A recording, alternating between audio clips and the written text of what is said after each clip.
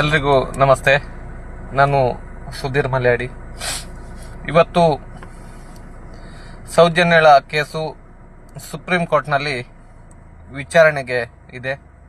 ಅಂದರೆ ಮರುತನಿಖೆ ಬೇಕಾ ಬೇಡವಾ ಎನ್ನುವಂತಹ ನಿಟ್ಟಿನಲ್ಲಿ ವಿಚಾರಣೆಗಳು ನಡೆಯುತ್ತದೆ.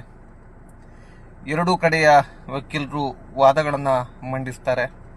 ಆದರೆ ಇಲ್ಲಿ ಮುಖ್ಯವಾಗಿ ಗಮನಿಸಬೇಕಾದಂತಹ ಅಂಶವೇನಂತ ಹೇಳಿದರೆ, ಇದಕ್ಕೆ CBI ಆಕ್ಷೇಪಣೆಯನ್ನ ಸಲ್ಲಿಸುತ್ತಾ ಅಥವಾ ಸರ್ಕಾರ ಆಕ್ಷೇಪಣೆಯನ್ನ ಸಲ್ಲಿಸುತ್ತದಾ ಎನ್ನುವುದೇ ಬಹುಮುಖ್ಯ ಅಂಶವಾಗಿರುತ್ತದೆ.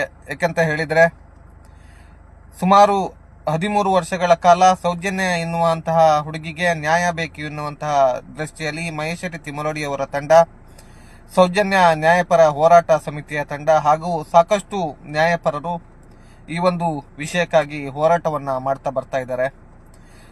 ಒಂದು ಹಂತದಲ್ಲಿ ಮರುತನಿಖೆಯ ಆದ್ರೆ ಎಲ್ಲರಿಗೂ ಉತ್ತಮವಾಗಿರ್ತದೆ. ಯಾಕಂತ ಹೇಳಿದ್ರೆ ಮರುತನಿಖೆ ಆಗ್ತದೆ, ನಂತರ ನ್ಯಾಯ ಸಿಗ್ತದೆ ಎನ್ನುವಂಥದ್ದು ಹಾಗೂ ಅಥವಾ ಮರುತನಿಖೆ ಆದ್ರೆ ಸರಿಯಾದ ಸಮೀಕ್ಷೆ ಒಂದು ವರದಿಗಳು ಬರ್ತದೆ, ಯಾರು ತಪ್ಪಿತಸ್ಥರು ಎನ್ನುವಂತಹ ವರದಿಗಳು ಬರ್ತದೆ ಎನ್ನುವಂಥದ್ದು ಸೌಜನ್ಯ ಪರ ಹೋರಾಟಗಾರರ ತಂಡದ ಉದ್ದೇಶವಾಗಿದೆ. ಅದಕ್ಕೋಸ್ಕರ ಸತತವಾಗಿ ಮರುತನಿಖೆ ಆಗಲಿ ಎನ್ನುವಂತಹ ದೃಷ್ಟಿಯಿಂದ ಬೀದಿ ಹೋರಾಟಗಳು ಹಾಗೂ ನ್ಯಾಯದ ಕದ ತಟ್ಟಿದ್ದು ಎಲ್ಲವೂ ನಡೆದಿದೆ.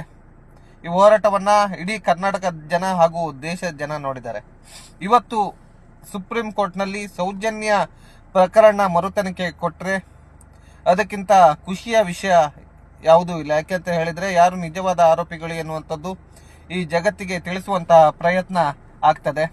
ತಾಯಿ ಕುಸುಮತಿಯವರು ಯಾರ ಮೇಲೆ ಅನುಮಾನ ಇದೆ ಅವರ ಮೇಲೆ ಕೇಸುಗಳನ್ನ ಕೊಡುವಂತಹ ಪ್ರಯತ್ನಗಳನ್ನ ಮಾಡಬಹುದು. ನಂತರ ತನಿಖೆಗಳು ನಡೆಯುತ್ತದೆ. ತನಿಖೆಗಳು ನಡೆದು ಯಾರು ತಪ್ಪಿತಸ್ಥರು ಎನ್ನುವಂಥದ್ದು ಈ ಪ್ರಪಂಚಕ್ಕೆ ಗೊತ್ತಾಗ್ತದೆ. ಆದ್ರಿಂದ ಮರುತನಿಖೆಯಾದ್ರೆ ಎಲ್ಲವೂ ಒಳ್ಳೆ ರೀತಿಯಿಂದ ನಡೆದು ಹೋಗ್ತದೆ. ಕೇಂದ್ರ ಹಾಗೂ ರಾಜ್ಯ ಸರ್ಕಾರಗಳು ಯಾರ ಪರ ಇದೆ ಎನ್ನುವಂಥದ್ದು ಇವತ್ತು ಸ್ಪಷ್ಟವಾಗ್ತದೆ. ಯಾಕೆಂತ ಹೇಳಿದ್ರೆ, ಮರುತನಿಖೆ ಆದ್ರೆ ಕೇಂದ್ರ ಸರ್ಕಾರಕ್ಕೂ ರಾಜ್ಯ ಸರ್ಕಾರಕ್ಕೂ ಯಾವುದೇ ರೀತಿಯ ನಷ್ಟಗಳಿರುವುದಿಲ್ಲ. ಆದ್ರಿಂದ ಇವತ್ತು ಮರುತನಿಖೆ ಹಂತಕ್ಕೆ ಸೌಜನ್ಯ ಪ್ರಕರಣ ಬರಲಿ ಎನ್ನುವಂಥದ್ದು ಎಲ್ಲ ದೇವರಲ್ಲಿ ಪ್ರಾರ್ಥಿಸುವ. ಯಾಕಂತ ಹೇಳಿದ್ರೆ, ಎಲ್ಲರ ಹೋರಾಟ, ಎಲ್ಲರ ಆಶಯ ಒಂದೇ, ಸೌಜನ್ಯ ಎನ್ನುವಂತಹ ಹೆಣ್ಣು ಮಗಳಿಗೆ ನ್ಯಾಯ ಸಿಗಲಿ ಎನ್ನುವಂಥದ್ದು.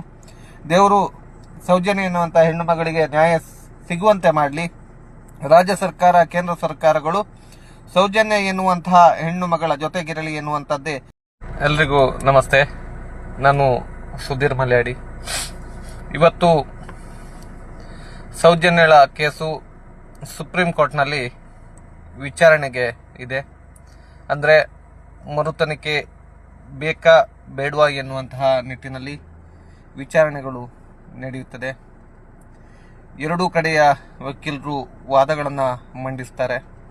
ಆದರೆ ಇಲ್ಲಿ ಮುಖ್ಯವಾಗಿ ಗಮನಿಸಬೇಕಾದಂತಹ ಅಂಶವೇನಂತ ಹೇಳಿದರೆ, ಇದಕ್ಕೆ CBI ಆಕ್ಷೇಪಣೆಯನ್ನ ಸಲ್ಲಿಸುತ್ತಾ ಅಥವಾ ಸರ್ಕಾರ ಆಕ್ಷೇಪಣೆಯನ್ನ ಸಲ್ಲಿಸುತ್ತದಾ ಎನ್ನುವುದೇ ಬಹುಮುಖ್ಯ ಅಂಶವಾಗಿರುತ್ತದೆ. ಯಾಕಂತ ಹೇಳಿದರೆ, ಸುಮಾರು 13 ವರ್ಷಗಳ ಕಾಲ ಸೌಜನ್ಯ ಎನ್ನುವಂತಹ ಹುಡುಗಿಗೆ ನ್ಯಾಯ ಬೇಕು ಎನ್ನುವಂತಹ ದೃಷ್ಟಿಯಲ್ಲಿ ಮಹೇಶ್ವರಿ ತಿಮ್ಮರೋಡಿ ಅವರ ತಂಡ, ಸೌಜನ್ಯ ನ್ಯಾಯಪರ ಹೋರಾಟ ಸಮಿತಿಯ ತಂಡ ಹಾಗೂ ಸಾಕಷ್ಟು ನ್ಯಾಯಪರರು ಈ ಒಂದು ವಿಷಯಕ್ಕಾಗಿ ಹೋರಾಟವನ್ನ ಮಾಡ್ತಾ ಬರ್ತಾ ಇದ್ದಾರೆ.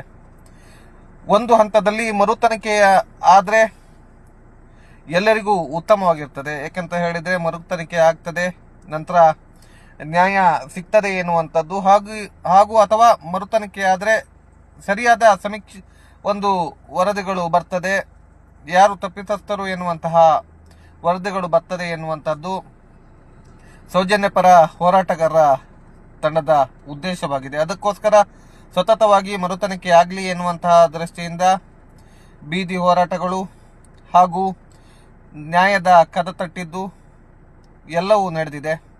ಈ ಹೋರಾಟವನ್ನ ಇಡೀ ಕರ್ನಾಟಕದ ಜನ ಹಾಗೂ ದೇಶದ ಜನ ನೋಡಿದ್ದಾರೆ. ಇವತ್ತು ಸುಪ್ರೀಂ ಕೋರ್ಟ್ನಲ್ಲಿ ಸೌಜನ್ಯ ಪ್ರಕರಣ ಮರುತನಿಖೆ ಕೊಟ್ಟರೆ ಅದಕ್ಕಿಂತ ಖುಷಿಯ ವಿಷಯ ಯಾವುದೂ ಇಲ್ಲ. ಯಾಕೆಂತ ಹೇಳಿದ್ರೆ, ಯಾರು ನಿಜವಾದ ಆರೋಪಿಗಳು ಎನ್ನುವಂಥದ್ದು ಈ ಜಗತ್ತಿಗೆ ತಿಳಿಸುವಂತಹ ಪ್ರಯತ್ನ ಆಗ್ತದೆ. ತಾಯಿ ಕುಸುಮತಿಯವರು ಯಾರ ಮೇಲೆ ಅನುಮಾನ ಇದೆ ಅವರ ಮೇಲೆ ಕೇಸುಗಳನ್ನ ಕೊಡುವಂತಹ ಪ್ರಯತ್ನಗಳನ್ನ ಮಾಡಬಹುದು. ನಂತರ ತನಿಖೆಗಳು ನಡೆಯುತ್ತದೆ. ತನಿಖೆಗಳು ನಡೆದು ಯಾರು ತಪ್ಪಿತಸ್ಥರು ಎನ್ನುವಂಥದ್ದು ಈ ಪ್ರಪಂಚಕ್ಕೆ ಗೊತ್ತಾಗ್ತದೆ. ಆದ್ರಿಂದ ಮರು ತನಿಖೆಯಾದ್ರೆ ಎಲ್ಲವೂ ಒಳ್ಳೆ ರೀತಿಯಿಂದ ನಡೆದು ಹೋಗ್ತದೆ. ಕೇಂದ್ರ ಹಾಗೂ ರಾಜ್ಯ ಸರ್ಕಾರಗಳು ಯಾರ ಪರ ಇದೆ ಎನ್ನುವಂಥದ್ದು ಇವತ್ತು ಸ್ಪಷ್ಟವಾಗ್ತದೆ. ಯಾಕೆಂತ ಹೇಳಿದ್ರೆ ಮರು ತನಿಖೆಯಾದ್ರೆ ಕೇಂದ್ರ ಸರ್ಕಾರಕ್ಕೂ ರಾಜ್ಯ ಸರ್ಕಾರಕ್ಕೂ ಯಾವುದೇ ರೀತಿಯ ನಷ್ಟಗಳಿರುವುದಿಲ್ಲ. ಆದ್ರಿಂದ ಇವತ್ತು ಮರು ತನಿಖೆ ಹಂತಕ್ಕೆ ಸೌಜನ್ಯ ಪ್ರಕರಣ ಬರಲಿ ಎನ್ನುವಂಥದ್ದು ಎಲ್ಲ ದೇವರಲ್ಲಿ ಪ್ರಾರ್ಥಿಸುವ. ಯಾಕಂತ ಹೇಳಿದ್ರೆ ಎಲ್ಲರ ಹೋರಾಟ, ಎಲ್ಲರ ಆಶಯ ಒಂದೇ, ಸೌಜನ್ಯ ಎನ್ನುವಂತಹ ಹೆಣ್ಣು ಮಗಳಿಗೆ ನ್ಯಾಯ ಸಿಗಲಿ ಎನ್ನುವಂಥದ್ದು. ದೇವರು ಸೌಜನ್ಯ ಎನ್ನುವಂತಹ ಹೆಣ್ಣು ಮಗಳಿಗೆ ನ್ಯಾಯ ಸಿಗುವಂತೆ ಮಾಡಲಿ. ರಾಜ್ಯ ಸರ್ಕಾರ, ಕೇಂದ್ರ ಸರ್ಕಾರಗಳು ಸೌಜನ್ಯ ಎನ್ನುವಂತಹ ಹೆಣ್ಣು ಮಗಳ ಜೊತೆಗಿರಲಿ ಎನ್ನುವಂಥದ್ದೇ